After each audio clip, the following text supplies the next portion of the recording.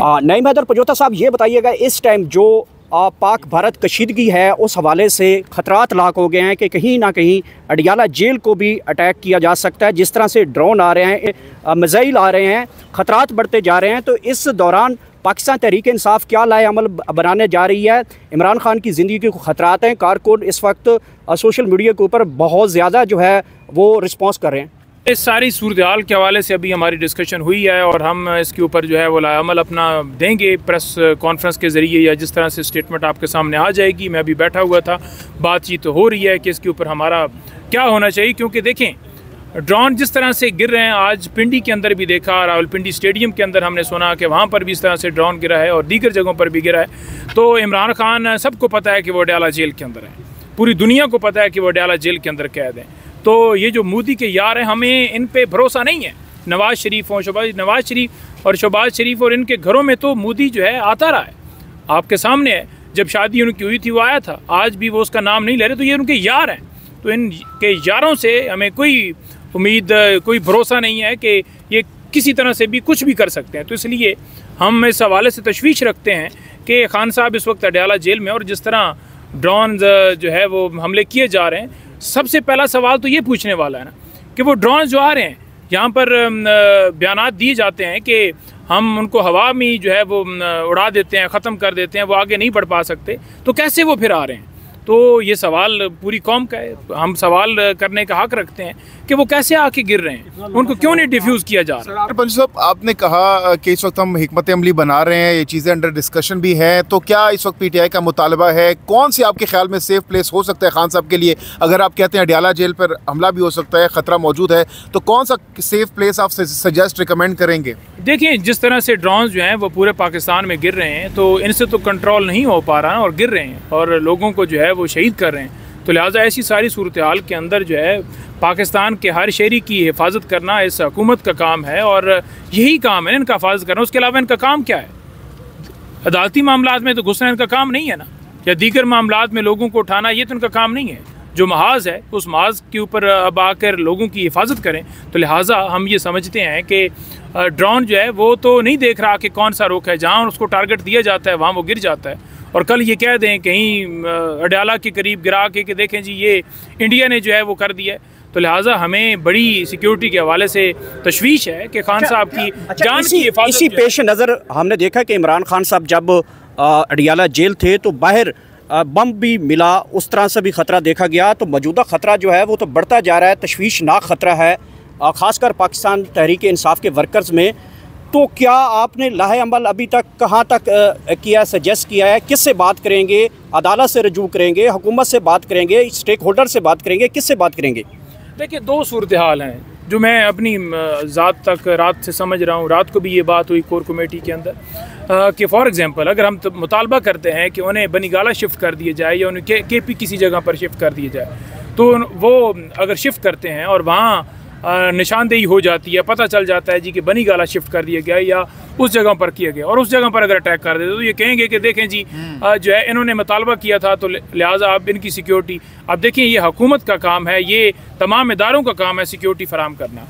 और अगर अडियाला जेल से वो किसी वहाँ साथ ही किसी जगह पर, ऐसी जगह पर जहाँ सिक्योर है या किसी जगह पर रखते हैं, तो हिफाजत उनका काम है। तो हमें तो ना हम ये चाहते हैं कि कोई ऐसी निशानदेही करके ऐसी जगह पर ट्रांसफ़र किया जाए, ना हम चाहते हैं कि कोई इस तरह का काम किया जाए जिससे उनकी जान को मज़ीद ख़तरे में डाला जाए, और ना ही हम समझते हैं कि कोई सिक्योरिटी खदशात की सूरत के अंदर ये कहा जाए कि अब 6 महीनों के लिए मुलाकात ही नहीं हो सकती, तो इनसे कुछ भी एक्सपेक्ट कर सकते हैं। तो लिहाजा हमारा इसके ऊपर पॉलिटिकली जो हमारा डिसीजन होगा, जो तमाम पार्टी डिसाइड करेगी, वो आपके सामने आ जाएगा। हमारी मुशावरत इस हवाले से है, लेकिन हम ये उस हवाले से ज़रूर कंसर्न रखते हैं कि इमरान खान साहब की हिफाजत करना, जिनके पास, जिनकी कस्टडी में है, उनका काम। यानी नईम हैदर पंजोता साहब, आप ये कहना चाह रहे हैं कि अगर खान साहब को अडियाला जेल से कहीं मुंतकिल भी किया जाता है तो किसी ऐसी जगह मुंतकिल किया जाए जिसको खुफिया रखा जाए, पब्लिकली अनाउंस ना किया जाए कि फ़लाँ जगह पर खान साहब को मुंतकिल किया जा रहा है। आप यही कहना चाह रहे हैं? नहीं, देखिए, मैं ऐसी कोई राय नहीं दे रहा कि उसको ऐसी जगह पर उनको शिफ्ट किया जाए जहाँ हमें भी ना पता हो, फैमिली को भी पता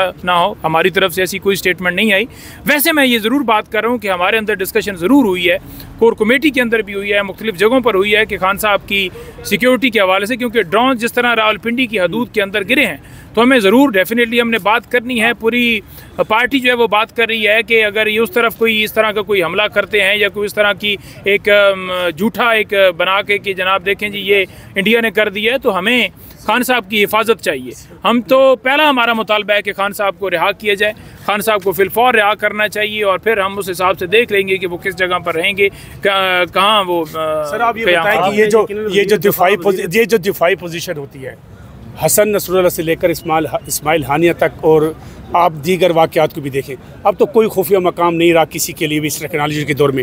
आप क्या कहना चाह रहे हैं कि एक बैंकर्स है जो डिफेंस के कहते हैं, जो दिफाई तजिया निगार हैं, वो कहते हैं फिर बैंकर्स में लोग जाते हैं, तो आप बैंकर्स में कह रहे हैं कि किसी बैंकर्स में चले जाए खान साहब? नहीं, देखिए मैं तो नहीं ऐसा कह रहा कि कहीं उनको जो है छुपा दिया जाए या किसी और जगह पर शिफ्ट कर दिया जाए। हम तो ये कह रहे हैं कि इस हवाले से हमारी स्टेटमेंट जो है वो ऑफिशियली आ जाएगी, लेकिन खान साहब की हिफाजत करना इन इदारों का काम है, और जो फार्म 47 की हुकूमत है उन्होंने ये चार्ज लिया हुआ है, उनका काम है कि वो करें। अगर उनको कुछ होता है तो डेफिनेटली ये जिम्मेदारी उन पर होगी, क्योंकि जब उन्हें पता है कि इस तरह से ड्रोन आ रहे हैं और उन ड्रोन्स को रोका भी नहीं जा रहा, तो फिर हिफाजत किसका काम है? बयान बनाता आ रहे हैं। वज़ीर दिफा का अलग बयान है, अता तारड़ का अलग बयान है। अता तारड़ ने कहा कि उन्होंने सफ़ेद झंडा लहरा दिया तो अब अमन हो गया, उसके बाद भी इंडिया हमले कर रहा है, इस पे क्या कहेंगे आप? देखिए बात यह है ना कि ये तो अता तारड़ ने बात की, उसने बयान दिया।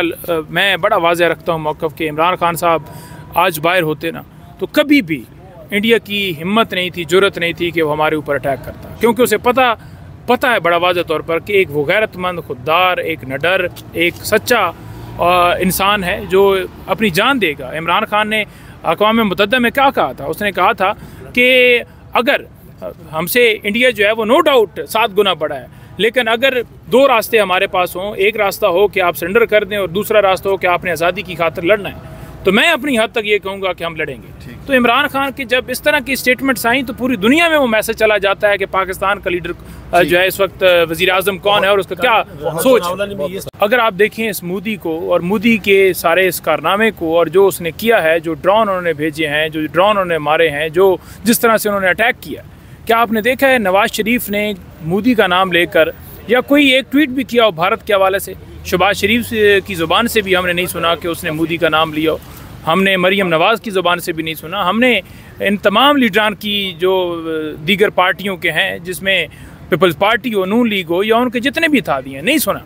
आपने सुना होगा तो सिर्फ अडयाला जेल के अंदर जो कैदी बैठा हुआ, कैदी नंबर 804, उसकी ज़ुबान से सुना है, और वो ललकार 804 उसकी ज़ुबान से सुना है, और वो ललकार रहा है, वो ज़ोर ज़ोर से बोल रहा है कि जनाब हमने आपको 2019 के अंदर जवाब दिया था। आप ये ना समझिए कि हम कोई जो है वो आपको यूं ही जाने देंगे या आप हमारे ऊपर हमला करेंगे तो हमारे पास